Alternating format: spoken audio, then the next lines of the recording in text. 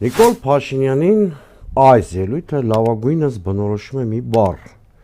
որը մեր քաղաքական բառապաշար մտավ իմ ընկեր Լիայի Համալսյանի պրոֆեսոր Արման Գրիգորյանի ջանքերով մի քանի տարի առաջ խուցպա։ Եդիշերեն բառ է։ Ես ուզում եմ դրա նկարագրությունը տամ խուցպայի։ Դա այն մարդն է, որին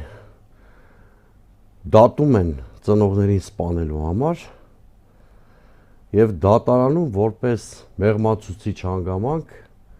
այս ամբաստանյալը դատավորին խնդրում է իրեն մեղմ վերաբերել, որտեղ ինքը ծնողազուրկ է։